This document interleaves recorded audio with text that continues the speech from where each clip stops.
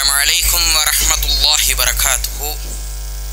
إن الحمد لله نحمده ونستعينه ونستغفره ونؤمن به ونتوكل عليه ونعوذ بالله من شرور أنفسنا ومن سيئات أعمالنا من يهده الله فلا مضل له ومن يضلل فلا هادي له ونشهد أن لا إله إلا الله وأشهد أن محمدا عبده ورسوله أما بعد. يا أيها الناس اتقوا ربكم الذي خلقكم من نفس واحدة خلق منها زوجها وبث منهما رجالا كثيرا ونساء واتقوا الله الذي تساءلون به والأرحام إن الله كان عليكم رقيبا. يا أيها الذين آمنوا اتقوا الله حق تقاته ولا تموتن إلا وأنتم مسلمون. يا أيها الذين آمنوا اتقوا الله وقولوا قولا سديدا ويصلح لكم أعمالكم يغفر لكم ذنوبكم ومن يطع الله ورسوله فقد فاز فوزا عظيما. إن أصدق الحديث كتاب الله وأحسن الحديث هدي محمد صلى الله عليه وسلم وشر الأمور محدثاتها وكل محدثة بدعة وكل بدعة ضلالة وكل ضلالة في النار. صدق الرسول الكريم. اللهم صل على محمد وعلى آل محمد كما صليت على إبراهيم وعلى آل إبراهيم إنك حميد مجيد. اللهم بارك على محمد وعلى آل محمد كما باركت على إبراهيم وعلى آل إبراهيم إنك حميد مجيد. கண்ணியமான அல்லாஹ்வின் நல்லடியார்களே, அல்லாஹ்வுடைய சாந்தியும் சமாதானமும் ரசூலுல்லாஹி ஸல்லல்லாஹு அலைஹி வஸல்லம் அவர்களின் மீதும் அவர்களை பின்பற்றி வாழ்ந்த சத்திய சஹாபாக்கள், தாபிஈன்கள், தபா தாபிஈன்கள், நாதாக்கள், சுஹதாக்கள், குறிப்பாக இச்சபையிலே அமர்ந்திருக்கக்கூடிய உங்கள் மீதும் என் மீதும் நின்று நிலவட்டுமாக என்று பிரார்த்தனை செய்தவனாக ஆரம்பம் செய்கின்றேன். ஆரம்பமாக அல்லாஹ்வின் மீதுள்ள அச்சத்தை கொண்டு ஆரம்பம் செய்கின்றேன். காரணம், ரசூலுல்லாஹி ஸல்லல்லாஹு அலைஹி வஸல்லம் அவர்கள் எந்த ஒரு உபதேசத்தை ஆரம்பம் செய்யும் பொழுதும் அல்லாஹ்வின் மீதுள்ள அச்சத்தை கொண்டு ஆரம்பம் செய்வார்கள். எதையெல்லாம் அல்லாஹ் தஆலா நமக்கு ஹலால் ஆக்கினானோ அதையெல்லாம் நம்முடைய வாழ்வுகளில் இணைந்து வாழக்கூடிய வாழ்க்கையையும், எதையெல்லாம் அல்லாஹ் தஆலா நமக்கு ஹராம் ஆக்கினானோ அதை விட்டு விலகக்கூடிய வாழ்க்கையையும் அல்லாஹ் தஆலா நம் அனைவருக்கும் தந்தருள் புரிவானாக. வாழும் பொழுதும் மரணிக்கும் பொழுதும் இறை நம்பிக்கையாளர்களாகவே வாழ்ந்து இறை நம்பிக்கையாளர்களாகவே மரணிக்கக்கூடிய சூழ்நிலையை அல்லாஹ் தஆலா நம் அனைவருக்கும் நசீபாக்குவானாக. கண்ணியமான அல்லாஹ்வின் நல்லடியார்களே, நேற்றின் தொடராக சஹாபாக்களின் வாழ்வு தரும் படிப்பினை என்கின்ற தொடர் பயானின் ரீதியாக நாம் பார்த்து கொண்டிருக்கின்றோம். நேற்றைய தலைப்பு அபூபக்கர் சித்தீக் ரலியல்லாஹு அன்ஹு அவர்களினுடைய வாழ்க்கை வரலாற்றை சகோதரர் அவர்கள் அருமையாக எடுத்துரைத்தார்கள். அபூபக்கர் சித்தீக் ரலியல்லாஹு அன்ஹு அவர்களுக்கு பின்னால் இந்த இஸ்லாமிய சமுதாயத்தை ஒரு கட்டுக்கோப்பாகவும் ஒரு நேர்வழியாக கூட்டிச் செல்வதற்கு அல்லாஹ் தஆலா உமர் இப்னு ஹத்தாப் ரலியல்லாஹு அன்ஹு அவர்களை இந்த சமுதாயத்திற்கு அல்லாஹ் தஆலா அருளாக அனுப்பினான். கண்ணியமான அல்லாஹ்வின் நல்லடியார்களே, அல்லாஹ் தஆலா தன் திருமறையிலே சொல்லி காட்டுகின்றான், ரலியல்லாஹு அன்ஹும் வரது அன்ஹு, அவர்களை நான் பொருந்திக் கொண்டேன், என்னை அவர்கள் பொருந்திக் கொண்டார்கள் என்பதாக ஒரு கூட்டத்தை பார்த்து அல்லாஹ் தஆலா சொல்லுகின்றான் என்று சொன்னால் அவர்கள்தான் சஹாபாக்கள். ஆனால் இன்றைய காலகட்டம் சஹாபாக்களை நாம் எப்படி மதித்துக் கொண்டிருக்கின்றோம், அவர்களை எப்படி நினைவு கூறுகின்றோம், சிந்தித்து பார்க்க வேண்டும். இன்றைக்கு ஒரு கூட்டமே சஹாபாக்களை எதிர்க்கக்கூடிய ஒரு கூட்டமாக மாறிக்கொண்டிருக்கின்றது. சிந்தித்து பார்க்க வேண்டும், யார் இந்த சஹாபாக்கள்? இன்றைக்கு ஒரு தூக்கத்தை நாம் விட்டுவிட்டால் நாங்கள் பெரும் தியாகத்தை செய்து விட்டோம். ஒரு சின்ன விஷயத்தை கொடுத்து விட்டால் நாங்கள் பெரும் தியாகத்தை செய்து விட்டோம் என்பதாக மார்த்தட்டி கொண்டிருக்கின்றோம். யார் இந்த சஹாபாக்கள்? தங்களுடைய உடைமைகளை தியாகம் செய்தார்கள், தங்களுடைய பொருளாதாரத்தை தியாகம் செய்தார்கள், தங்களுடைய உயிரை இந்த மார்க்கத்திற்காக தியாகம் செய்தார்கள். நம்முடைய தியாகம் எல்லாம் அவர்களுடைய தியாகத்திற்கு முன்னால் ஒரு தூசாக கூட கருத முடியாது. அப்படிப்பட்டவர்கள் தான் சஹாபாக்கள், அவர்கள்தான் மேன்மக்கள், அவர்களைத்தான் அல்லாஹ் தஆலா தன் திருமறையிலே சொல்லி காட்டுகின்றான். ரலியல்லாஹு அன்ஹும் வரது அன்ஹு, அவர்களை நான் பொருந்திக் கொண்டேன், அவர்கள் என்னை பொருந்திக் கொண்டார்கள் என்பதாக. சிந்தித்து பார்க்க வேண்டும். யார் இந்த சஹாபாக்கள்? அவர்களில் அல்லாஹ்வின் தூதர் ஸல்லல்லாஹு அலைஹி வஸல்லம் அவர்கள் சொன்னார்கள், அஷரத்துல் முபஷ்ஷரா, இந்த பூமியிலே வாழக்கூடிய காலகட்டத்திலேயே 10 நபர்களை பார்த்து ரசூலுல்லாஹி ஸல்லல்லாஹு அலைஹி வஸல்லம் சொன்னார்கள், இவர்கள் எல்லாம் சொர்க்கத்திற்குரியவர்கள் என்பதாக. அவர்களில் மூத்த நபித்தோழர் தான் அபூபக்கர் சித்தீக் ரலியல்லாஹு அன்ஹு அவர்கள். இரண்டாவதாக ரசூலுல்லாஹி ஸல்லல்லாஹு அலைஹி வஸல்லம் அவர்கள் சொன்னார்கள், உமர் ஃபில் ஜன்னா, இந்த உமர் இப்னு ஹத்தாப் இருக்கின்றாரே, அவரும் நாளை மறுமையிலே ஜன்னாவிலே இருப்பார், சொர்க்கத்தில் இருப்பார் என்பதாக. இந்த உமர் இப்னு ஹத்தாப் ரலியல்லாஹு அன்ஹு அவர்கள் என்ன செய்து விட்டார்கள்? எதற்காக அல்லாஹ்வின் தூதர் ஸல்லல்லாஹு அலைஹி வஸல்லம் அவர்கள் சொன்னார்கள் இவர் சொர்க்கத்திற்குரியவர் என்பதாக? அதை நாம் படிப்பினையாக எடுக்க வேண்டும். அவர்களுடைய வாழ்க்கையில் இருக்கக்கூடிய படிப்பினைகளை நம்முடைய வாழ்க்கையில் செயல்படுத்த வேண்டும். நாமும் சொர்க்கத்திற்குரியவர்களாக மாற அல்லாஹ் தஆலா தௌஃபீக் செய்ய வேண்டும். கண்ணியமான அல்லாஹ்வின் நல்லடியார்களே, பல நபித்தோழர்களினுடைய வாழ்க்கை வரலாறுகளை நாம் பார்த்து கொண்டிருந்தாலும் உமர் இப்னு ஹத்தாப் ரலியல்லாஹு அன்ஹு அவர்களை பற்றி இஸ்லாமிய சமுதாயம் மாத்திரம் கொண்டாடவில்லை, ஏனைய பிற சமுதாயங்களும் உமர் இப்னு ஹத்தாப் ரலியல்லாஹு அன்ஹு அவர்களை புகழ்ந்து கொண்டிருக்கின்றது. நம்முடைய இந்திய தேசத்தினுடைய தந்தை காந்தி அடிகளார் சொல்லுவார்கள், எப்பொழுது இந்த உமரினுடைய ஆட்சி இந்த இந்தியாவிற்கு வருமோ, எப்பொழுது இந்தியாவில் உமரினுடைய ஆட்சி மலருமோ, அப்பொழுதுதான் இந்த இந்தியா மிகப்பெரிய பணக்கார நாடுகளில் ஒரு பட்டியலில் ஒரு நாடாக மாறும் என்பதாக காந்தியடிகளார் சொன்னார்கள். அதே போன்று இன்றைய காலகட்டத்தில் வாழக்கூடிய டெல்லியினுடைய முன்னாள் முதலமைச்சர் அரவிந்த் கெஜ்ரிவால் சொல்லுவார்கள், அவருடைய பதவி பிரமாணத்திலே சொன்னார்கள், இந்த டெல்லியினுடைய ஆட்சியை நாங்கள் எப்படி மாற்றுவோம் என்று சொன்னால், உமர் எப்படி நீதியாக தன்னுடைய ஆட்சியை நடத்தினார்களோ அது போன்ற ஆட்சியை நாங்கள் கொடுப்போம், அப்பொழுதுதான் இந்த இந்தியா சர்வதேச நாடுகளில் முதல் பட்டியலில் வரும் என்பதாக அரவிந்த் கெஜ்ரிவால் டெல்லியினுடைய முன்னாள் முதல்வர் சொன்னார்கள். யார் இந்த உமர் இப்னு ஹத்தாப்? எதற்காக பல நபர்கள் இவர்களை குறிப்பிட்டு இவர்களுடைய ஆட்சி வந்தால், இவர்களுடைய ஆட்சி எப்பொழுது இந்த பூமிக்கு வருமோ, எப்பொழுது இவருடைய ஆட்சியை நாம் செயல்படுத்துவோமோ அப்பொழுது நம்முடைய நாடு பிரம்மாண்டமான சீரும் சிறப்புமாக செயல்படும் என்பதாக ஏன் கூறுகின்றார்கள்? காரணம் அவர்களுடைய ஆட்சி முறை. அதற்கு முன்னால் உமர் இப்னு ஹத்தாப் ரலியல்லாஹு அன்ஹு யார்? அதற்கு முன்னால் அவர்கள் இஸ்லாத்திற்கு முன்னால் என்ன செய்து கொண்டிருந்தார்கள் என்பதை எல்லாம் நாம் தெரிந்து கொண்டால்தான் ஒரு இஸ்லாம் உமர் இப்னு ஹத்தாப் ரலியல்லாஹு அன்ஹு எப்படி மாற்றியது, உமர் இப்னு ஹத்தாப் ரலியல்லாஹு அன்ஹு எப்படி தலைமைத்துவத்திற்கு பக்குவப்பட்டார்கள் என்கின்ற வரலாறுகளை நாம் தெரிந்து கொள்ள முடியும். உமர் இப்னு ஹத்தாப் ரலியல்லாஹு அன்ஹு மக்காவிலே பனு அதி என்கின்ற கோத்திரத்தில் பிறக்குகின்றார்கள்.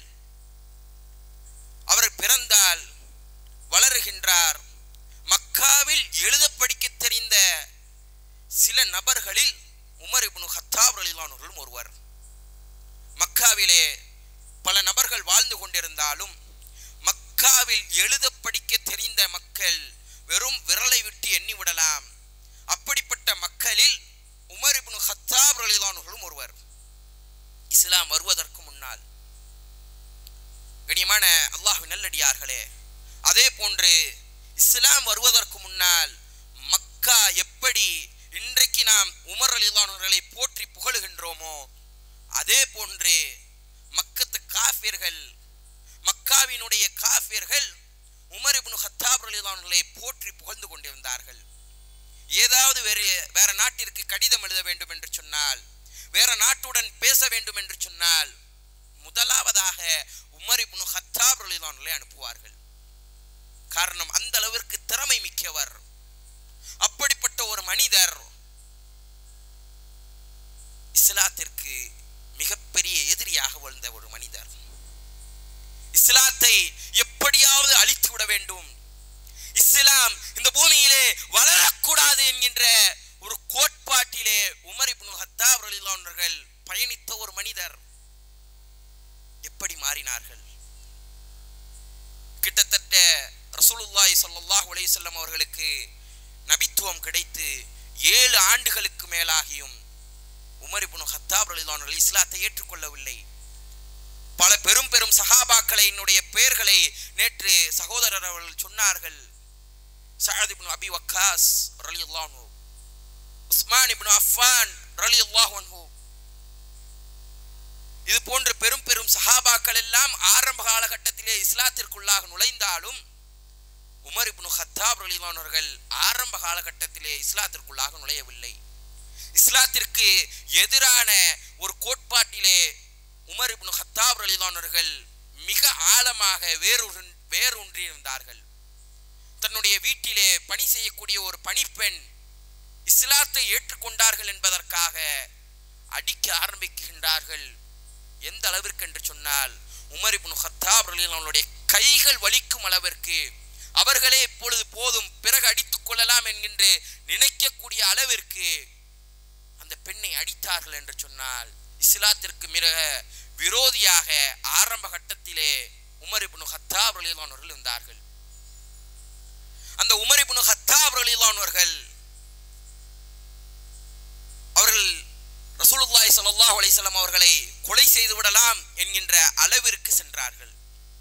எந்த அளவிற்கு என்று சொன்னால், இந்த முஹம்மது இந்த மக்காவிலே வாழக்கூடியதனால் தான் இந்த மக்கள் எல்லாம் இஸ்லாத்தின் பக்கம் செல்கின்றார்கள்.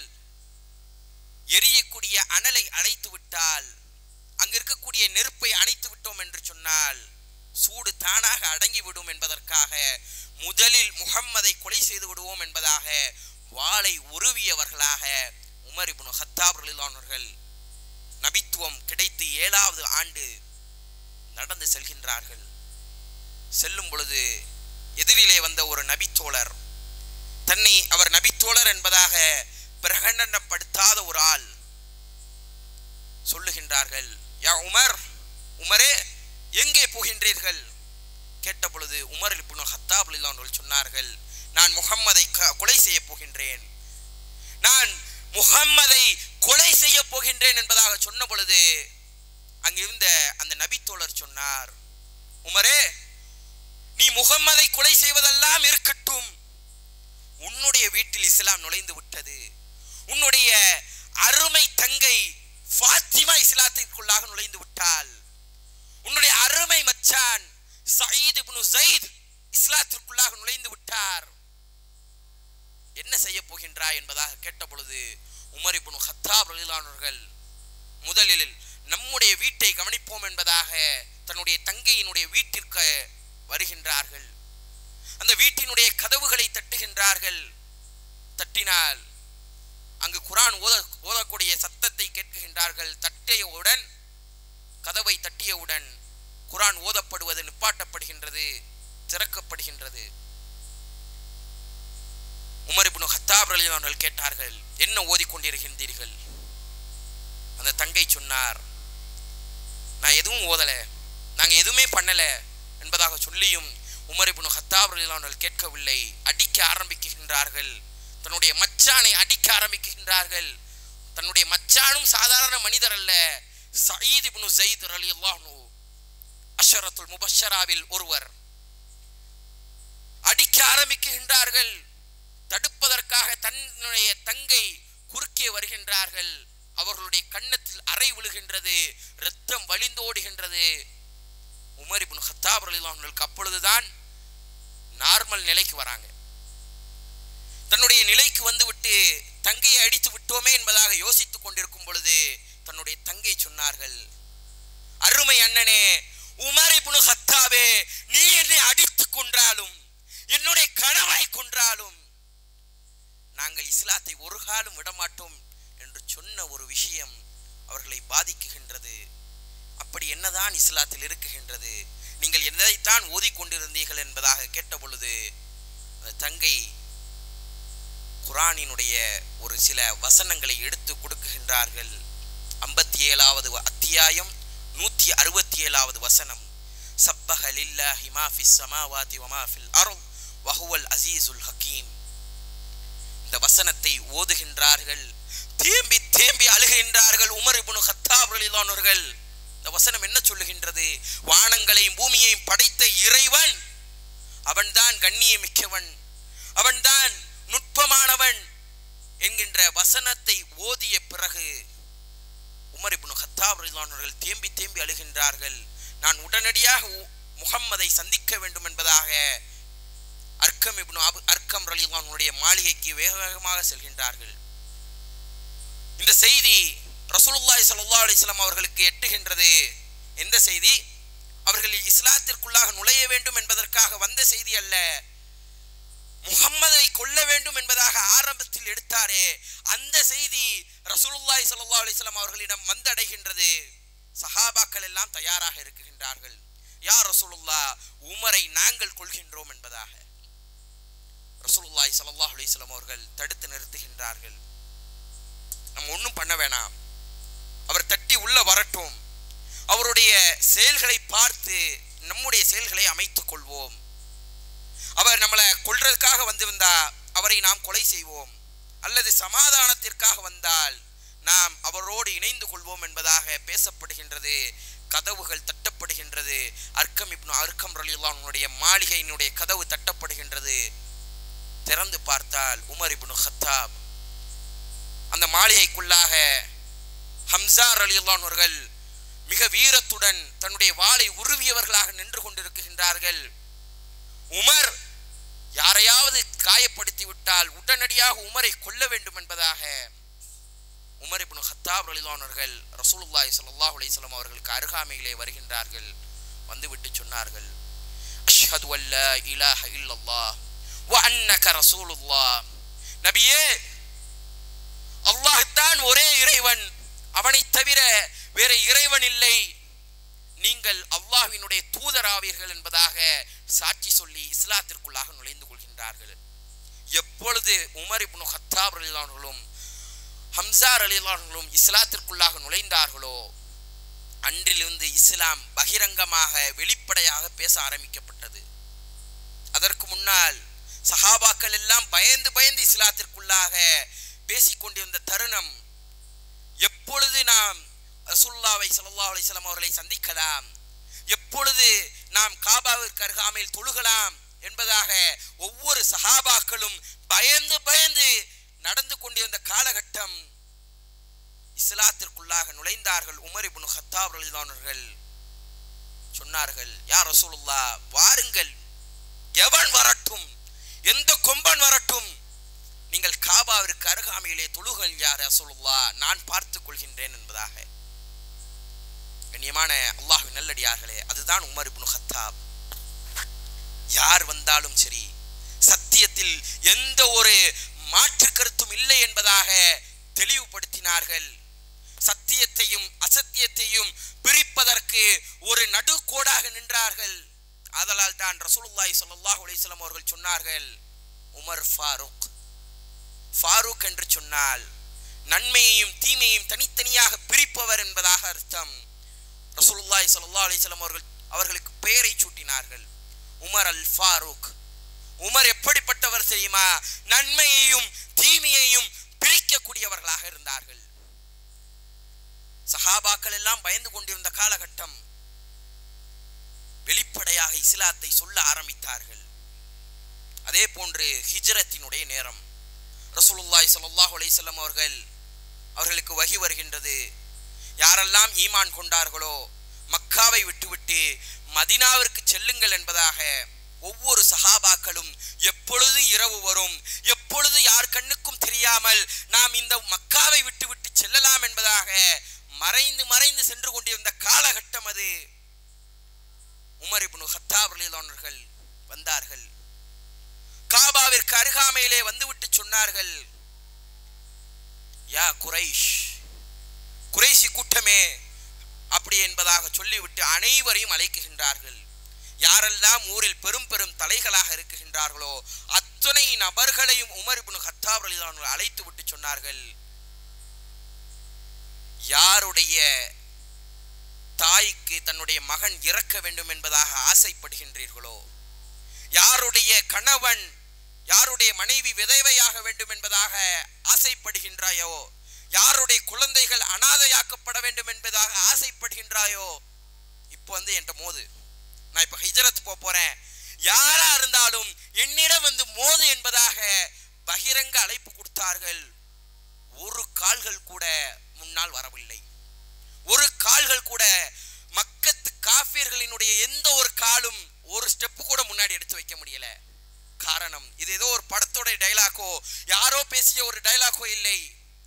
உமர் இப்னு கத்தாப் ரலியல்லாஹு அன்ஹு சொன்னார்கள், யாருடைய எந்த தாய் தன்னுடைய மகனை இழக்க வேண்டும் என்பதாக ஆசைப்படுகின்றாளோ, எந்த மனைவி விதவையாக வேண்டும் என்பதாக ஆசைப்படுகின்றார்களோ, யாருடைய குழந்தைகள் அனாதையாக்கப்பட வேண்டும் என்பதாக ஆசைப்படுகின்றார்களோ மோதிப்பார் என்பதாக பேசினார்கள். வெளிப்படையாக பகிரங்கமாக மக்காவை விட்டுவிட்டு வெளியே வந்த ஒரே நபர் உமர் இப்னு கத்தாப். வேற எந்த சஹாபாக்களும் வெளிப்படையாக யாருக்கும் தெரிந்ததை போன்று மக்காவை விட்டுவிட்டு மதீனாவிற்கு வரவில்லை. எல்லா சஹாபாக்களும் ரசூலுல்லாஹி ஸல்லல்லாஹு அலைஹி வஸல்லம் அவர்கள் உட்பட, அபூபக்கர் சித்திக் ரலியல்லாஹு அன்ஹு அவர்கள் உட்பட மறைமுகமாக ஹிஜ்ரத்தை மேற்கொண்டார்கள். அவர்கள் மக்காவை விட்டுவிட்டு மதீனாவிற்கு வரும் பொழுதுதான் அங்கு மக்காவினுடைய காஃபிர்களுக்கு தெரியும், இவர்கள் மக்காவை விட்டுவிட்டு நேற்று இரவு மதீனாவிற்கு சென்று விட்டார்கள் என்பதாக. ஆனால் ஒரே மனிதர் பகிரங்க அழைப்பு கொடுத்தார், அவர்தான் உமர் இப்னு கத்தாப் ரலியல்லாஹு அன்ஹு அவர்கள். அதே போன்று உமர் இப்னு கத்தாப் ரலியல்லாஹு அன்ஹுடைய நாவிலே அல்லாஹ் தஆலா பல வசனங்களை கூறினான். அவர்கள் எதை சிந்திக்குகின்றார்களோ அதையெல்லாம் அல்லாஹ் தஆலா வசனமாக இறக்கி கொண்டே இருந்தான். எப்படிப்பட்ட ஒரு தோழர், எப்படிப்பட்ட ஒரு சஹாபி, சிந்தித்து பார்க்க வேண்டும். உமர் இப்னு கத்தாப் ரலியல்லாஹு அன்ஹு அவர்கள், இன்றைக்கு நாம் காபத்துல்லாஹ்வுக்கு சென்றால், மஸ்ஜிதுல் ஹரமுக்கு சென்றால், மக்காமே இப்ராஹிம் என்கின்ற ஒரு இடம் இருக்கும். இப்ராஹிம் அலைஹிஸ்ஸலாம் அவர்களுடைய காலடி தடம் இருக்கும். அந்த இடத்திற்கு பின்னால் இன்றைக்கு நாம் எல்லாம் தொழுகின்றோம். ஆனால் அதற்கு முன்னால் எங்க வேணாலும் தொழுது கொள்ளலாம் என்கின்ற ஒரு சட்டம் இருந்தது. உமர் இப்னு கத்தாப் ரலியல்லாஹு அன்ஹு ஆசைப்பட்டார்கள். என்ன ஆசைப்பட்டாங்க? யா ரசூலுல்லாஹ், மக்காமே இப்ராஹிமுக்கு பின்னாடி நம்ம தொழுவோமே என்பதாக ஆசைப்பட்டார்கள். மறுநாளே அல்லாஹ் தஆலா குர்ஆன் ஆயத்தை இறக்கினான். வத்தகத இப்ராஹிம முஸல்லா, இப்ராஹிமுடைய காலடி தடத்திற்கு பின்னால் நீங்கள் முசல்லாவாக ஆக்கிக் கொள்ளுங்கள் என்பதாக அல்லாஹ் தஆலா வசனத்தை இறக்கினான். அதே போன்று ஹிஜாபினுடைய வசனம் முதலில் பேசியது உமர் இப்னு கத்தாப், பின்னால் இறை வசனத்தை இறக்கியது அல்லாஹ். கண்ணியமான அல்லாஹ்வின் நல்லடியார்களே, இது போன்ற பல வசனங்களை அல்லாஹ் தஆலா உமர் ரலியல்லாஹு அன்ஹுவின் முன்னால் அவர்களுடைய வாய்களால் முன்னறிவிப்புகள் செய்து கொண்டே இருந்தான். கண்ணியமான அல்லாஹ்வின் நல்லடியார்களே, ரசூலுல்லாஹி ஸல்லல்லாஹு அலைஹி வஸல்லம் அவர்கள் உமர் இப்னு கத்தாப் ரலியல்லாஹு அன்ஹுவை பார்த்து சில சிறப்பாக சொன்னார்கள். சில சிறப்புகளை உமர் இப்னு கத்தாப் ரலியல்லாஹு அன்ஹுவுக்கு கொடுத்தார்கள். யார் தெரியுமா இந்த உமர்?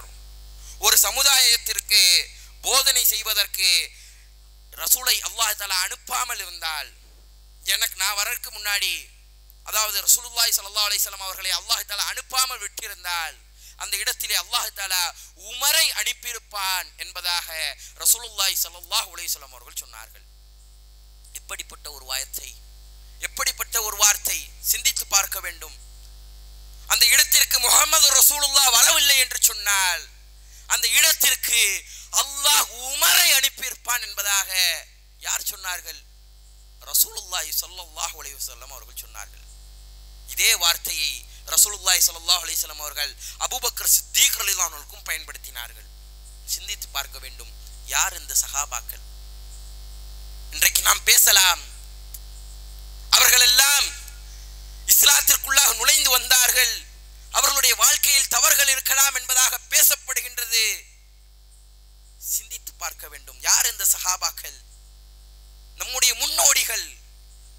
அல்லாஹ் தஆலா சான்று பகர்கின்றான், இதற்கு மேல் என்ன வேண்டும்? ரலியல்லாஹு அன்ஹும் வரதுவான், அவர்களை நான் பொருந்திக் கொண்டேன் என்பதாக சொல்லுகின்றான்.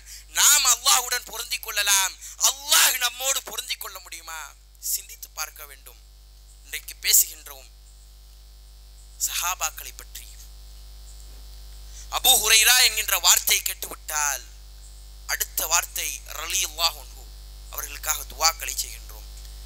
உமர் இப்னு ஹத்தாப் என்கின்ற வார்த்தையை கேட்டுவிட்டால் அடுத்த வார்த்தை சொல்லுகின்றோம் ரலியல்லாஹு அன்ஹு. காரணம், அவர்கள் செய்த செயல்கள் காரணம். இன்னைக்கு நமக்காக யார் துவா செய்வா? நம்முடைய முப்பாட்டனருக்காக நம்ம எத்தனை நபர்கள் துவாக்களை செய்திருக்கோம்? சிந்திக்க வேண்டும். கண்ணியமான அல்லாஹ்வின் நல்லடியார்களே, அதே போன்று ரசூலுல்லாஹி ஸல்லல்லாஹு அலைஹி வஸல்லம் அவர்களுடைய கனவிலே ஒரு நாள் ரசூலுல்லாஹி ஸல்லல்லாஹு அலைஹி வஸல்லம் அவர்களுடைய கனவிலே சொன்னார்கள், அவர்கள் ஒவ்வொரு நபித்தோழரினுடைய கனவிலும் ரசூலுல்லாஹி ஸல்லல்லாஹு அலைஹி வஸல்லம் அவர்களுடைய கனவிலே பல சஹாபாக்களை ரசூலுல்லாஹி ஸல்லல்லாஹு அலைஹி வஸல்லம் அவர்கள் பார்க்குகின்றார்கள்.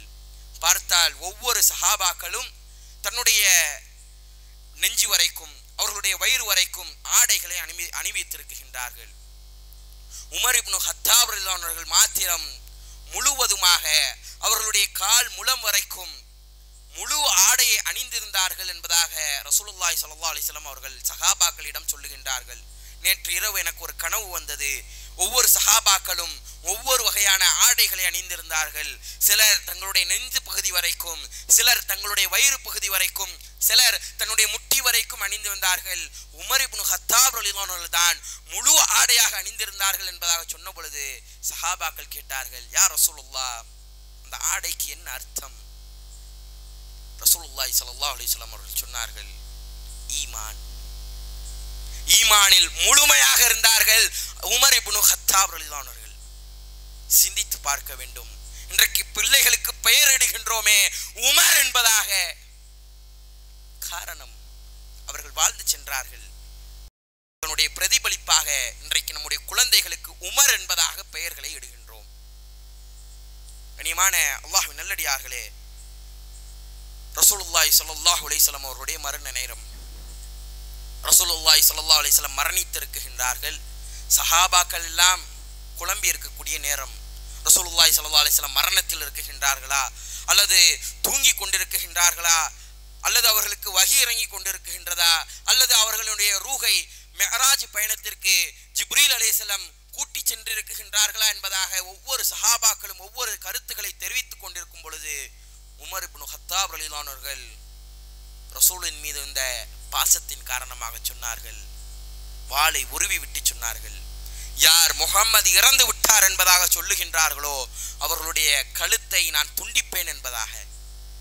அந்த இடத்திலே அல்லாஹ் தஆலா அபூபக்கர் சித்திக் ரலியல்லாஹு அன்ஹு வரவழைக்கின்றான். அவர்கள் மூலியமாக சத்தியத்தை அந்த இடத்திலே போதிக்க வைக்கின்றான். அபூபக்கர் சித்திக் ரலியல்லாஹு அன்ஹு வருகின்றார்கள். அனைத்து சஹாபாக்களும் அமைதியாக நின்று கொண்டிருந்த நேரம் அபூபக்கர் சித்திக் ரலியல்லாஹு அன்ஹு அவர்கள் ரசூலுல்லாஹி ஸல்லல்லாஹு அலைஹி வஸல்லம் அவர்களுடைய நெத்தியிலே முத்தமிட்டு விட்டு சொன்னார்கள், யா ரசூலுல்லாஹ், வாழும் பொழுதும் மணந்தீர்கள், மரணித்த பிறகும் மணந்து கொண்டிருக்கின்றீர்கள் என்பதாக சொன்னவுடன் அங்கிருந்து அனைவரும் ஒரு ஷாக் ஆகிறாங்க, ஒரு அதிர்ச்சியாகின்றார்கள். இந்த நேரத்திலே உமர் இப்னு ஹத்தாப் ரலியல்லாஹு அன்ஹு மிக கடுமையான கோபத்திலே வருகின்றார்கள். அபூபக்கர் ரலியல்லாஹு அன்ஹு அவர்கள் சொன்னார்கள், யார் அல்லாஹ்வை வணங்குகின்றார்களோ அல்லாஹ் இன்றைக்கும் உயிருடன் இருக்கின்றான், அவன் நித்திய ஜீவன், அவனுக்கு மரணம் கிடையாது. யார் முஹம்மதை வணங்கி கொண்டிருக்கின்றார்களோ முஹம்மது மரணித்து விட்டார் என்பதாக சொன்ன பிறகுதான் உமர் இப்னு ஹத்தாப் ரலியல்லாஹு அன்ஹு அவர்கள் தன்னுடைய வாளை கீழே போடுகின்றார்கள். நான் செய்தது பெரிய தவறு, ரசூலுல்லாஹி ஸல்லல்லாஹு அலைஹி வஸல்லம் அவர்களுக்கும் மரணம் வரும் என்கின்ற செய்தியை அப்பொழுதுதான் உமர் இப்னு ஹத்தாப் ரலியல்லாஹு அன்ஹு அவர்கள் உணர்ந்து கொண்டார்கள். கண்ணியமான அல்லாஹ்வின் நல்லடியார்களே, சிந்தித்து பார்க்க வேண்டும். அபூபக்கர் சித்திக் ரலியல்லாஹு அன்ஹுடைய ஆட்சி காலம், உமர் இப்னு ஹத்தாப் ரலியல்லாஹு அன்ஹு அவர்கள் மிக உறுதுணையாக எப்படியெல்லாம் ஆட்சி செய்யலாமோ அந்த அளவிற்கு அபூபக்கர் சித்திக் ரலியல்லாஹு அன்ஹு அவர்களுக்கு உறுதுணையாக ஆலோசகராக இருந்திருந்தார்கள். இன்றைக்கு நாம் ஓதுகின்றோமே குர்ஆன், எப்படி நம்முடைய கைகளுக்குள்ளாக வந்தது? அதற்கு ஒரு காரணம் உமர் இப்னு ஹத்தாப் ரலியல்லாஹு அன்ஹு அவர்கள். யமாமா என்கின்ற ஒரு போர். ரசூலுல்லாஹி ஸல்லல்லாஹு அலைஹி வஸல்லம் அவர்களுடைய மரணத்திற்கு பின்னால் அந்த யமாமா போரிலே கிட்டத்தட்ட 70க்கும் மேற்பட்ட ஹாஃபில்கள், குர்ஆனை மனனம் செய்த ஹாஃபில்கள் ஷஹீதாக்கப்படுகின்றார்கள். இந்த செய்தி உமர் இப்னு கத்தாப் ரலியல்லாஹு அன்ஹுவுக்கு வருகின்றது. உடனடியாக அபூபக்கர் சித்தீக் ரலியல்லாஹு அன்ஹு அழைக்கின்றார்கள். யா அமீருல் முஃமினீன், முஃமின்களினுடைய தலைவரே அபூபக்கர் ரலியல்லாஹு அன்ஹு அவர்களே, நம்முடைய ஹாஃபில்கள் யாரெல்லாம் குர்ஆனை மனனம் செய்திருந்தார்களோ அவர்கள் எல்லாம் மரணித்து விட்டார்கள், அவர்கள் எல்லாம் மரணித்து கொண்டிருக்கின்றார்கள். நாம் இப்படியே விட்டு விட்டோம் என்று சொன்னால் குர்ஆன் நம்மை விட்டு சென்றுவிடும். குர்ஆனை நாம் பாதுகாக்க வேண்டும், அதை எழுத்து வடிவிலே எழுத வேண்டும் என்பதாக ஆலோசனை கொடுக்கப்படுகின்றது. ஆரம்பமாக அபூபக்கர் சித்தீக் ரலியல்லாஹு அன்ஹு மறுக்கின்றார்கள். அல்லாஹ்வும் சொல்லவில்லை, ரசூலும் செய்து காட்டவில்லை, நான் எப்படி இந்த செயலை செய்ய முடியும் என்பதாக அபூபக்கர் சித்தீக் ரலியல்லாஹு அன்ஹு மறுக்கின்றார்கள். மீண்டும் மீண்டும் உமர் இப்னு கத்தாப் ரலியல்லாஹு அன்ஹு வற்புறுத்தி கொண்டே இருக்கின்றார்கள். அந்த வற்புறுத்தலின் பெயரில் குர்ஆனை முதலாக எழுத்து வடிவிலே அபூபக்கர் சித்தீக் ரலியல்லாஹு அன்ஹு ஆட்சி காலத்திலே எழுதப்படுகின்றது. பிறகு அபூபக்கர் சித்தீக் ரலியல்லாஹு அன்ஹுடைய மரண நேரம், அவர்கள் மரணிக்கும் பொழுது ஆட்சி பொறுப்பை முழுமையாக அபூபக்கர் சித்தீக் ரலியல்லாஹு அன்ஹு அவர்கள் உமர் ரலியல்லாஹு அன்ஹுடைய கைகளிலே ஒப்படைத்து விட்டு மரணம் அடைந்தார்கள். உமர் ரலியல்லாஹு அன்ஹுடைய ஆட்சி காலம். உமர் ரலியல்லாஹு அன்ஹுவை பற்றி நமக்கெல்லாம் தெரியும். மிக கடும் கோபக்காரர், மிகவும் ரொம்ப கோபக்காரர். எதை பார்த்தாலும் அவங்க கோபப்பட்டுருவாங்க. அப்படியே ஆப்போசிட்டாக மாறினார்கள். மிகவும் மென்மையான ஒரு மனிதராக ஆட்சிக்கு பின்னால் மாறினார்கள். எந்த இடத்துல கோபப்படணுமோ அந்த இடத்தில் கோபப்பட்டார்கள். எந்த இடத்தில் தண்டிக்க வேண்டுமோ அந்த இடத்தில் தண்டித்தார்கள். இன்றைக்கு நாம் பேசுகின்றோமே பலஸ்தீன் பலஸ்தீன் என்பதாக, பலஸ்தீன் யாருடைய ஆட்சியில் கையில் வந்தது தெரியுமா? உமர் இப்னு கத்தாப் அவர்களுடைய ஆட்சி காலத்தில் தான் முதலாக இஸ்லாமியர்களுடைய கைகளுக்குள்ளால் மஸ்ஜிதுல் அக்ஸா, பைத்துல் முக்கத்தஸ் முஸ்லிம்களுக்குள்ள கைகளுக்குள்ளாக வருகின்றது. எந்த அளவிற்கு என்று சொன்னால், அங்கிருந்த முன்னாள் ஆட்சியாளர் சொல்லுகின்றார், உங்களுடைய தலைவரை, உங்களுடைய கலீஃபாவை வரை சொல்லுங்கள், அப்பொழுதுதான் நான் தருவேன் சாவியை, அது வரைக்கும் நான் தரமாட்டேன் என்பதாக மறுத்து கொண்டிருந்த நேரம் உமர் இப்னு கத்தாப் ரலியல்லாஹு அன்ஹு அவர்கள் எந்த அளவிற்கு மிகப்பெரிய ஆட்சியாளர். ஆப்கானிஸ்தானிலிருந்து மொரோக்கோ வரைக்கும் ஒற்றை தலைமையில் ஆட்சி செய்த ஒரு மிகப்பெரிய தலைவர். நினைச்சிருந்தா படை பலத்தோட போய் இறங்கியிருக்கலாம். வெறும் ஒரே ஒரு ஒட்டகம், ஒரே ஒரு வழிகாட்டி, ஒரே ஒரு ஒட்டகம் ஏறி செல்கின்றார்கள். தான் மட்டும் பயணிச்சா பத்தாது, கூட வரக்கூடிய அந்த சக மனிதரும் அவரும் மனிதர் தானே என்பதாக கொஞ்ச தூரம் உமர் இப்னு கத்தாப் ரலியல்லாஹு அன்ஹு அவர்கள் மேலே அமர்ந்து வருவார்களாம். அந்த வழிகாட்டி இழுத்து கொண்டு வருகின்றார்கள். கொஞ்ச நேரம் கழித்து உமர் இப்னு கத்தாப் ரலியல்லாஹு அன்ஹு அவர்கள் நிறுத்த சொல்லுகின்றார்கள். வழிகாட்டியே, நீங்கள் அமருங்கள், நான் இழுத்து வருகின்றேன் என்பதாக. அங்கிருந்து அந்த வழிகாட்டி சொல்லுகின்றார், யா அமீரல் முஃமினீன், முஃமின்களினுடைய தலைவரே, உங்க இடத்துல நான் எப்படி உட்கார முடியும்? ஏன் வேலை நீங்க எப்படி செய்ய முடியும்? நான் வேணா இழுத்துட்டு வரேன், பைத்துல் முக்கத்தஸ் வரைக்கும் நான் இழுத்துட்டு வரேன், நீங்க உட்காருங்க என்பதாக சொல்லப்படுகின்றது. இல்லை, நான் நீதமாக நடக்க வேண்டும் என்பதாக சொல்லுகின்றார்கள். சொல்லிவிட்டு உமர் இப்னு கத்தாப் ரலியல்லாஹு அன்ஹு கொஞ்ச தூரம் கூட்டு போறாங்க. திரும்பியும் அந்த வழிகாட்டி கீழே இறங்கி கூட்டு போறாரு. இப்படி மாறி மாறி மாறி போறாங்க. ஒரு கட்டம் பைத்துல் முக்கத்தஸ் அந்த ஊருக்குள்ள போறாங்க. பலஸ்தீனுக்குள்ளாக நுழையும் பொழுது யாருடைய டேனாக இருக்குகின்றது, யாருடைய வாய்ப்பாக இருக்குகின்றது? அந்த வழிகாட்டியினுடைய வாய்ப்பு. அவர் மேலே உட்கார்ந்து வர வேண்டும். அந்த வழிகாட்டி சொல்கின்றார், யா அமீரல் முஃமினீன், இந்த பக்கத்துல வந்துருச்சு ஊரு, இதுக்கப்புறம் நம்ம என்ன பண்ண முடியாது, நான் மேலே உட்காந்துட்டு வந்தா அது முறையா இருக்காது, நீங்க மேலே ஏறுங்க என்பதாக சொல்லப்படுகின்றது. உமர் இப்னு கத்தாப் ரலியல்லாஹு அன்ஹு மறுக்குகின்றார்கள். நீதி என்றால் நீதி, சத்தியம் என்றால் சத்தியம், நீங்க மேலே ஏறுங்க, நான் இழுத்துட்டு வரேன் என்பதாக உள்ளே கொண்டு செல்லப்படுகின்றது. அங்கிருந்த ஆட்சியாளர்கள் எல்லாம் மேலே உட்கார்ந்திருந்த நபரை பார்த்து இவர்தான் உமர் இப்னு கத்தாப் என்பதாக நினைத்து கொண்டு வரவேற்கின்றார்கள். இறுதியில் பார்த்தால் கீழே கயிறை இழுத்து கொண்டு வந்தவர்கள் தான் உமர் இப்னு கத்தாப் ரலியல்லாஹு அன்ஹு. எப்படிப்பட்ட தலைவர்! இன்றைக்கு எத்தனை தலைவர்கள் தன்னுடைய தொண்டர்களுக்காக யோசித்து பார்த்திருப்பார்கள்? எத்தனை தலைவர்கள் தன்னுடைய தொண்டனினுடைய நலனுக்காக யோசித்திருப்பார்கள்? யோசித்து பார்க்க வேண்டும். கண்ணியமான அல்லாஹ்வின் நல்லடியார்களே, அதே போன்று இன்றைக்கு நாம் பயன்படுத்தி கொண்டிருக்கக்கூடிய பல விஷயங்களை உமர் இப்னு கத்தாப் ரலியல்லாஹு அன்ஹு ஆட்சி காலத்தில் தான் முதலாக உமர் இப்னு கத்தாப் ரலியல்லாஹு அன்ஹு உருவாக்கினார்கள். இன்றைக்கு தெருக்கு தெரு எங்கெல்லாம் முஸ்லிம்களினுடைய ஊர்கள் இருக்குகின்றதோ, எங்கெல்லாம் முஸ்லிம்களினுடைய மஹல்லாக்கள் இருக்குகின்றதோ, அங்கெல்லாம் பைத்துல் மால்களை பார்க்கலாம். மக்களுக்காக சேமிக்கக்கூடிய ஒரு இடம், பொருளாதாரங்களை சேமித்து விட்டு ஏழைகளாக கஷ்டப்படக்கூடிய மக்களுக்கு செலவழிக்கக்கூடிய ஒரு இடம்தான் பைத்துல் மால். அதை முதலில் உருவாக்கியவர்களே உமர் இப்னு கத்தாப். அதற்கு முன்னால் வரைக்கும் பைத்துல் மால் என்பது ஒன்று கிடையாது.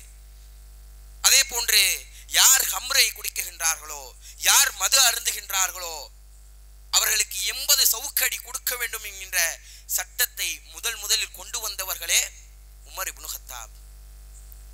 அதே போன்று இன்றைக்கு ஹிஜ்ரி ஆண்டு என்பதாக பேசுகின்றோமே, இன்னைக்கு எத்தனை ஹிஜ்ரி ஆண்டுல இருக்கோம்? யாருக்கு தெரியும்? 1446. யார் உருவாக்கினார்கள் ஹிஜ்ரி ஆண்டை? உமர் இப்னு கத்தாப் அவர்களுடைய ஆட்சி காலத்தில் தான் ஹிஜ்ரி என்கின்ற ஒரு ஆண்டை உருவாக்க வேண்டும் என்பதாக பேசப்பட்டு ஹிஜ்ரி ஆண்டை உருவாக்கினார்கள். கண்ணியமான அல்லாஹ்வின் நல்லடியார்களே, அதே போன்று ஒவ்வொரு வக்திற்கும் பாங்குகளை நாம் காதுகளிலே கேட்கின்றோமே, இந்த பாங்கை அல்லாஹ் தஆலா முன்னறிவிப்பாக உமர் இப்னு கத்தாப் அவர்களுக்கு தந்தான். நாளை பாங்கை பற்றி பேசப்பட போகின்றது. தொழுகைக்கு எப்படி மக்களை அழைக்கலாம் என்பதாக இரவிலே அல்லாஹ் தஆலா உமருக்கு கனவை தருகின்றான். பாங்கு சொல்வதை போன்று அதை ரசூலுல்லாஹி ஸல்லல்லாஹு அலைஹி வஸல்லம் அவர்களிடம் சொன்னார்கள். ரசூலுல்லாஹி ஸல்லல்லாஹு அலைஹி வஸல்லம் அவர்கள் அதை ஏற்றுக்கொண்டார்கள். கண்ணியமான அல்லாஹ்வின் நல்லடியார்களே, இதுதான் உமர் இப்னு கத்தாப். யார் இந்த சஹாபி? இன்றைக்கு பேசுகின்றோமே, உமர் இதை செய்து விட்டார், உமர் முரடர் என்பதாக பல நபர்கள் பேசுகின்றார்களே, அவர்தான் இந்த உமர் இப்னு கத்தாப். எந்த அளவிற்கு நீதியை செலுத்தினார்கள் தெரியுமா? உமர் இப்னு கத்தாப் அவர்களுடைய நெருங்கிய தோழர் அம்ர் இப்னு ஆஸ் ரலியல்லாஹு அன்ஹு அவர்கள் மதீனாவினுடைய வாழ்க்கையில் தான் இஸ்லாத்திற்குள்ளாக நுழைகின்றார்கள். ஆனால் இந்த மனிதர் அம்ர் இப்னு ஆஸ் மிகவும் மூளையில் திறம்பட செய்யக்கூடிய ஒரு மனிதர். எதை யோசித்தாலும் அவர் ஒரு ஆலோசனை கொடுத்து விடுவார். அப்படிப்பட்ட ஒரு அம்ர் இப்னு ஆஸ் ரலியல்லாஹு அன்ஹு அவர்கள் இஸ்லாத்தை மதீனாவிற்கு வந்த பிறகுதான் இஸ்லாத்திற்குள்ளாக நுழைகின்றார்கள். ஆரம்ப கட்டத்திலே அவர்களும் உமர் இப்னு கத்தாப் ரலியல்லாஹு அன்ஹுவும் சிறு வயதிலிருந்தே மக்காவில் மிகப்பெரிய நண்பர்கள், ரொம்ப க்ளோஸான நண்பர்கள். உமர் இப்னு கத்தாப் ரலியல்லாஹு அன்ஹு அவர்களுடைய ஆட்சி காலம், அம்ர் இப்னு ஆஸ் ரலியல்லாஹு அன்ஹுவுக்கு உமர் இப்னு கத்தாப் ரலியல்லாஹு அன்ஹு அவர்கள் ஒரு ஆளுநர் பதவியை தருகின்றார்கள். ஒரு பகுதிக்கு நீங்க ஆளுநராக இருந்து செயல்படுங்கள் என்பதாக அனுப்பி வைக்கப்படுகின்றது. அம்ர் இப்னு ஆஸ் ரலியல்லாஹு அன்ஹு அவர்கள் அந்த பகுதியிலே ஆளுநராக இருக்குகின்றார்கள். இருக்கும் பொழுது அம்ர் இப்னு ஆஸ் ரலியல்லாஹு அன்ஹுடைய மகன் ஒரு ஒட்டக போட்டியை நடத்துறார். ஒரு ஒட்டகை போட்டி, அந்த ஒட்டகை போட்டி நடத்தப்படுகின்றது. நடத்தப்பட்டால் அந்த ஒட்டக போட்டியினுடைய வெற்றியாளராக ஒரு யூதன் வந்து விடுகின்றான். உடனடியாக அம்ர் இப்னு ஆஸ் ரலியல்லாஹு அன்ஹுடைய மகன் ஒட்டகத்திலிருந்து இறங்கி அங்கு இருக்கக்கூடிய அந்த யூதனை அடிக்குகின்றார். நீ எப்படி ஜெயிக்கலாம்? என்னுடைய தந்தையினுடைய ஆட்சி, என்னுடைய தந்தை இந்த பூமியை, இந்த பகுதியை ஆண்டு கொண்டிருக்கின்றார், நீ எப்படியடா ஜெயிக்கலாம் என்பதாக அந்த யூதனுக்கு அடி விழுகின்றது. அந்த யூதன் ஓடோடி செல்கின்றான் மதீனா நகரத்தை நோக்கி. மதீனாவுக்கு அந்த யூதன் ஓடுகின்றான். மதீனாவிற்கு சென்று உமர் இப்னு கத்தாப் ரலியல்லாஹு அன்ஹுவிடம் நடந்த அனைத்தையும் சொல்லுகின்றான். உமர் இப்னு கத்தாப் ரலியல்லாஹு அன்ஹுகள் உடனடியாக அம்ர் இப்னு ஆஸ் ரலியல்லாஹு அன்ஹுவையும் அவர்களுடைய மகனையும் கடிதம் போட்டு அனுப்புகின்றார்கள். அனுப்பிவிட்டு, நீங்கள் இனிமே அந்த பகுதிக்கு ஆளுநராக இருக்க முடியாது, நான் மாற்றுக்கு வேற யாரையாவது அந்த பகுதிக்கு ஆளுநராக அனுப்புகின்றேன் என்பதாக மாற்று ஆளுநர் அனுப்பப்படுகின்றது. அம்ர் இப்னு ஆஸ் நிற்குகின்றார், அவருடைய மகன் நிற்குகின்றார், அந்த யூதனும் நிற்குகின்றான். உமர் இப்னு கத்தாப் ரலியல்லாஹு அன்ஹுகள் அந்த விஷயத்தை பற்றி ஆராய ஆரம்பிக்கின்றார்கள். என்ன நடந்துச்சு, என்னதான் ஆச்சு என்பதாக அனைத்து விஷயத்தையும் கேட்க ஆரம்பிக்கின்றார்கள். நாம இருந்தால் என்ன செய்திருப்போம்? ஒரு யூதன், நம்முடைய எதிரி, இவன் நம்மளுடைய நண்பனை பார்த்து கம்ப்ளைண்ட் பண்ணலாமா? இவன் நம்மளுடைய நண்பனுக்கு எதிராக விசாரணைக்கு கொண்டு வந்திருக்கின்றான், இவனை உயிரோடு விடக்கூடாது என்பதாக அடித்து துரத்திருப்போம். என்னுடைய நண்பன், பல ஆண்டுகளாக ஒன்றாக வாழ்ந்த நண்பன், அவனுடைய மகனுக்கு ஏதாவது விஷயம்னா நம்ம சும்மா இருப்போமா? அந்த நேரத்திலே உமர் இப்னு கத்தாப் ரலியல்லாஹு அன்ஹு அனைத்து விஷயங்களையும் கேட்டுவிட்டு அந்த யூதனிடம் சாட்டையை கொடுக்குகின்றார்கள்.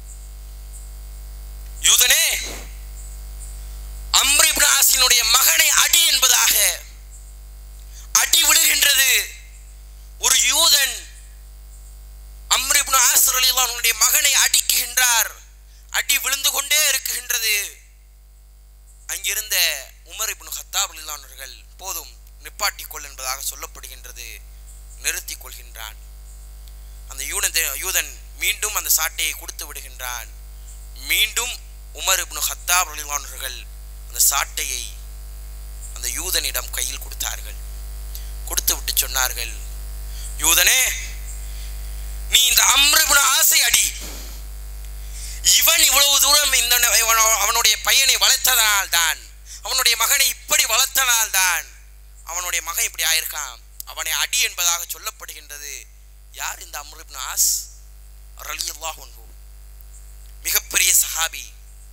ரசூலுல்லாஹி ஸல்லல்லாஹு அலைஹி வஸல்லம் அவர்களுடைய கடைசி காலகட்டத்திலே ஆலோசனை சொல்லக்கூடிய ஒரு இடத்திலே அம்ர் இப்னு ஆஸ் ரலியல்லாஹு அன்ஹு இருந்தார்கள். மிகப்பெரிய போர்ப்படை தளபதி. நாம் எப்படி காலித் இப்னு வலீத் ரலியல்லாஹு அன்ஹுவை பார்க்கின்றோமோ அதற்கு நிகரான ஒரு தளபதி. கொடுக்கப்படுகின்றது சாட்டை. யூதனே, அடி அம்ர் இப்னு ஆஸை. மறுக்குகின்றான் யூதன். நான் எப்படி அடிக்க முடியும்? இல்லை, நீ அடி. மீண்டும் மீண்டும் சொல்லப்படுகின்றது.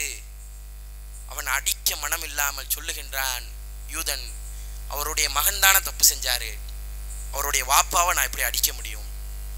உமர் இப்னு கத்தாப் ரலியல்லாஹு அன்ஹு சொன்னார்கள், இவருடைய வளர்ப்பினால் தான் இவன் இப்படி மாறி இருக்கின்றான், அடி என்பதாக சொன்ன பொழுது இறுதியாக அந்த யூதன் சொன்னான், யா அமீருல் முஃமினீன், நான் அம்ர் இப்னு ஆஸை மன்னிக்கின்றேன் என்பதாக சொல்லப்பட்ட பிறகுதான் அந்த இடத்திலே உமர் இப்னு கத்தாப் ரலியல்லாஹு அன்ஹு அம்ர் இப்னு ஆஸை விட்டார்கள். கண்ணியமான அல்லாஹ்வின் நல்லடியார்களே, நீதிக்கு முன்னால், நேர்மைக்கு முன்னால், தன்னுடைய சொந்த நண்பனாக இருந்தாலும் நீதி நீதிதான், ஹக்கு ஹக்குதான், சத்தியம் சத்தியம்தான் என்பதாக மொழிந்தார்களே, அவர்கள்தான் உமர் இப்னு கத்தாப். அதனால் தான் கடல் தாண்டியும் பல நாடுகள் தாண்டியும் கண்டங்கள் தாண்டியும் இன்றைக்கும் பேசப்படுகின்றார் உமர் இப்னு கத்தாப். அதனால் தான் சொல்லப்படுகின்றது நீதிக்கு ஒரு உமர் என்பதாக. கண்ணியமான அல்லாஹ்வின் நல்லடியார்களே, சிந்தித்து பார்க்க வேண்டும். இந்த உமர் இப்னு கத்தாப் எப்படிப்பட்டவர்கள்? சஹாபாக்கள் எல்லாம் ஒரு முறை அமர்ந்திருக்கின்றார்கள். அந்த நேரத்திலே சஹாபாக்களிடம் உமர் இப்னு கத்தாப் ரலியல்லாஹு அன்ஹு கேள்வியை கேட்கின்றார்கள்.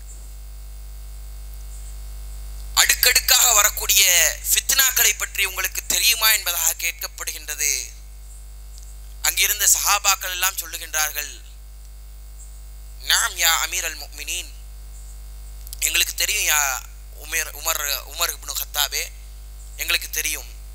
என்ன என்பதாக கேட்ட பொழுது உமர் இப்னு கத்தாப் ரலியல்லாஹு அன்ஹு சொன்னார்கள், அந்த இருக்கக்கூடிய சஹாபாக்கள் எல்லாம் சொன்னார்கள், ஒரு மனிதனுக்கு எப்படி அடுக்கடுக்காக ஃபித்னாக்கள் வரும் என்று சொன்னால், அவனுடைய குடும்பத்தால், அவனுடைய பொருளாதாரத்தால், அவனுடைய உறவுகளால், அவனுக்கு அடுத்தடுத்து சோதனைகளை அல்லாஹ் தஆலா கொடுத்து கொண்டே இருப்பான் என்கின்ற ஹதீஸை சொல்லுகின்றார்கள். இதை சொன்னவுடன் உமர் இப்னு கத்தாப் ரலியல்லாஹு அவர்கள் தடுத்து நிறுத்துகின்றார்கள். நான் கேட்டது இந்த போன்ற அலையலையாக வரக்கூடிய ஃபித்னாக்களை பற்றி அல்ல, நான் கேட்பது வேறு என்பதாக சொன்ன பிறகு அங்கிருந்த ஒரு சஹாபி சொல்லுகின்றார், யா அமீர் அல் முஃமினீன், எனக்கு தெரியும். என்ன ஃபித்னா என்பதாக கேட்ட பொழுது அந்த சஹாபி சொல்கின்றார், யா அமீர் அல் முஃமினீன், அது ஒரு கதவு, அந்த கதவு உடைக்கப்பட்டு விட்டால் என்று சொன்னால் அங்கு இருக்கக்கூடிய ஃபித்னாக்கள் அலை அலையாக வரும், அதை தடுத்து நிறுத்த முடியாது என்பதாக சொல்லப்படுகின்றது. உமர் இப்னு கத்தாப் ரலியல்லாஹு அன்ஹு கேட்கின்றார்கள், அந்த கதவு திறக்கப்படுமா உடைக்கப்படுமா என்பதாக. அந்த சஹாபி சொன்னார்கள், அது உடைக்கப்படும் என்பதாக. உமர் இப்னு கத்தாப் ரலியல்லாஹு அன்ஹு அந்த இடத்தை விட்டு கலைகின்றார்கள். சஹாபாக்கள் எல்லாம் கலைகின்றார்கள். பிறகு அந்த சஹாபியை அழைத்து மற்ற சஹாபாக்கள் எல்லாம் கேட்டார்கள், அது என்ன கதவு என்பதாக கேட்ட பொழுது அந்த சஹாபி சொன்னார், அந்த கதவுதான் உமர் இப்னு கத்தாப், அந்த கதவுதான் உமர் இப்னு கத்தாப் ரலியல்லாஹு அன்ஹு அவர்கள். அந்த விஷயம் அவர்களுக்கு தெரியுமா என்பதாக கேட்கப்படுகின்றது. தெரியும், உமருக்கும் தெரியும், தான் தான் அந்த கதவு என்பதாக. அவர்கள் திறந்த, அதாவது அவர்கள் இயற்கை மரணம் கிடைக்காது, திறக்கப்பட்டு மௌத்தாக மாட்டார்கள், உடைக்கப்பட்டு ஷஹீதாக்கப்படுவார்கள் என்ற விஷயம் உமருக்கு தெரியும் என்பதாக அங்கிருந்த சஹாபாக்கள் சொல்லுகின்றார்கள். அதே போன்று உமர் இப்னு கத்தாப் ரலியல்லாஹு அன்ஹு அவருடைய ஒரு ஃபஜருடைய நேரம், தொழுகைக்காக அவர்கள் தக்பீரை கட்டியிருக்கின்றார்கள். சஹாபாக்கள் எல்லாம் பின்னால் நின்று கொண்டிருக்கும் பொழுது ஒரு மஜூசி கோத்திரத்தைச் சேர்ந்தவன், நெருப்பை வணங்கக்கூடிய ஒரு மனிதன், அபு லுலு என்கின்ற ஒரு மனிதன் உமர் இப்னு கத்தாப் ரலியல்லாஹு அன்ஹு கத்தியால் குத்துகின்றான். உமர் இப்னு கத்தாப் ரலியல்லாஹு அன்ஹு கத்தினார்கள், ஒரு நாய் என்னை தீண்டி விட்டது என்பதாக, ஒரு நாய் என்னை கடித்து விட்டது என்பதாக கத்துகின்றார்கள். தடுக்க முற்படுகின்றார்கள் சஹாபாக்கள். கிட்டத்தட்ட 13 நபர்களுக்கு அதே கத்தியால் அந்த அபு லுலு என்பவன் குத்துகின்றான். யார்? சாதாரண ஒரு மனிதர் அல்ல. கிட்டத்தட்ட ஆப்கானிஸ்தானிலிருந்து மொரோக்கோ வரைக்கும் ஒற்றை தலைமையிலே அவர்கள் சொன்னால் உடனடியாக கேட்கக்கூடிய ஒரு கட்டுக்கோப்பில் இருந்த ஒரு சமுதாயம். அந்த சமுதாயத்தினுடைய தலைவர் உமர் இப்னு கத்தாப் அந்த இடத்திலே கிடத்தப்படுகின்றார். பால் கொடுக்கப்படுகின்றது. கொடுக்கப்பட்டால் அவர்களுடைய வயிறுகளின் மூலியமாக அப்படியே வெளியே வருது. பால் வாயில ஊத்துனா அப்படியே வயிற்று வழியா அப்படியே பால் அப்படியே வெள்ளையா அப்படி வெளியே வந்துட்டே இருக்கு. அங்கிருந்த சஹாபாக்கள் எல்லாம் அழுகின்றார்கள். அமீர் அல் முஃமினீனே, உங்களுக்கு அல்லாஹ் தஆலா மரணத்தை தந்து விட்டானே, அல்லாஹ் தஆலா உங்களுக்கு இப்பொழுது மரணத்தை தந்து விட்டானே, எங்களை இன்னும் நீங்கள் வழிகாட்டலாமே என்பதாக யோசித்துக் கொண்டிருந்த நேரம் சஹாபாக்கள் எல்லாம் உமர் இப்னு கத்தாப் ரலியல்லாஹு அன்ஹுவுக்கு அதிகமாக ஆறுதல் சொல்லிக் கொண்டிருந்த நேரம். அந்த நேரத்திலே ஒரு இளைஞனை பார்த்து உமர் இப்னு கத்தாப் ரலியல்லாஹு அன்ஹு சொன்னார்கள், மரண நேரம், நாம இருந்தா என்ன பண்ணிருப்போம், என் சொத்தெல்லாம் உங்களுக்கு வெளியே வச்சிருங்க, என்னுடைய விஷயத்தெல்லாம் இவங்களுக்கு கொடுத்துருங்க சொல்லியிருப்போம். உமர் இப்னு கத்தாப் ரலியல்லாஹு அன்ஹு சொன்னார்கள் அந்த இளைஞனை பார்த்து, இளைஞனே, உன்னுடைய காலினுடைய அந்த ஆடை நீ அணிந்து இருக்கக்கூடிய அந்த ஆடை காலுக்கு கீழாக இருக்குகின்றது, கொஞ்சம் மேலே ஏத்தி கட்டிக்கொள் என்பதாக சொல்லப்படுகின்றது. இறுதி நேரம் வரைக்கும் மார்க்கத்தை மூச்சாக பிடித்திருந்தார்கள் உமர் இப்னு கத்தாப் ரலியல்லாஹு அன்ஹு. அந்த நேரத்திலே உமர் இப்னு கத்தாப் ரலியல்லாஹு அன்ஹு அனுமதி கேட்கின்றார்கள். தன்னுடைய மகனை அழைக்கின்றார்கள்.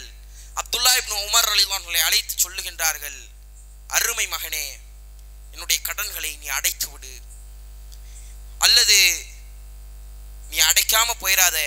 உன்னால் அடைக்க முடியவில்லை என்று சொன்னால் பனு அத்தி என்கின்ற நம்முடைய குலத்தார்களிடம் கேள். அவர்களால் அடைக்க முடியவில்லை என்று சொன்னால் யார்கிட்ட கேட்கணும்? குறைஷிகளிடம் கேள். அவர்களை தவிர வேறு யாரிடமும் என்னுடைய கடனை அடைப்பதற்கு வேறு யாரையும் நீ பொறுப்பாக்கி விடாதே என்பதாக சொல்லப்படுகின்றது. மரண நேரம் யோசிக்க பார்க்கணும். எந்த அளவிற்கு உமர் ரலியல்லாஹு அவர்கள் ரொம்ப பேணுதலாக இருந்தார்கள், எந்த அளவுக்கு இந்த மார்க்கத்தில் பிடிப்புள்ளவர்களாக மார்க்கத்திற்காக சேவை செய்யக்கூடியவர்களாக இருந்தார்கள் என்பதனை. உமர் இப்னு கத்தாப் ரலியல்லாஹு அன்ஹுடைய மரண நேரம், அவர்களுடைய மரணம் நெருங்கி கொண்டிருக்கின்றது. சக்கராத்தினுடைய ஹாலிலே இருக்குகின்றார்கள். அந்த நேரத்திலே தன்னுடைய மகனை அழைத்து சொல்லுகின்றார்கள், நீங்கள் உடனடியாக அன்னை ஆயிஷா ரலியல்லாஹு அன்ஹாவிடம் செல்லுங்கள். ரசூல் ஸல்லல்லாஹு அலைஹி வஸல்லம் அவர்களுக்கும் அபூபக்கர் சித்திக் ரலியல்லாஹு அன்ஹுக்கும் அருகாமையிலே எனக்கு அந்த இடத்திலே கபருக்காக இடம் கேளுங்கள், அனுமதி கேளுங்கள் என்பதாக கேட்கப்படுகின்றது. உமர் இப்னு கத்தாப் ரலியல்லாஹு அன்ஹுடைய மகன் அப்துல்லா இப்னு உமர் ரலியல்லாஹு அன்ஹு அவர்கள் உடனடியாக சென்று கேட்கின்றார்கள். அனுமதி வழங்கப்படுகின்றது. அதை வந்து தன்னுடைய தந்தையிட்ட சொல்றாங்க, பாப்பா அனுமதி கொடுத்துட்டாங்கன்னு. இல்ல இல்ல நீங்க திரும்ப போய் கேளுங்க. அவங்க ஃபர்ஸ்ட் ஏதாவது ஒரு பரிதாபத்திற்காக எதுக்காக அது கொடுத்திருப்பாங்க, நீங்க உடனடியாக மீண்டும் கேளுங்கள் என்பதாக கேட்கப்படுகின்றது. மீண்டும் அந்த அப்துல்லா இப்னு உமர் ரலியல்லாஹு அன்ஹு ஓடோடி செல்கின்றார்கள். கேட்கப்படுகின்றது, அனுமதி கொடுக்கப்படுகின்றது. ரசூலுல்லாஹி ஸல்லல்லாஹு அலைஹி வஸல்லம் அவர்களுக்கு அருகாமையிலும் அபூபக்கர் சித்திக் ரலியல்லாஹு அன்ஹுவுக்கு அருகாமையிலும் உமர் இப்னு கத்தாப் ரலியல்லாஹு அன்ஹு அவர்களுடைய கபர் வைக்கப்படுகின்றது. அவர்களுக்கு குளிப்பாட்டி அவர்களுக்கு ஜனாசா தொழுகை நடத்தப்பட்டு அதே இடத்தில் ஷஹீதாகின்றார்கள். அந்த இடத்திலே இன்றைக்கும் நாம் சென்றால் பார்க்கலாம்.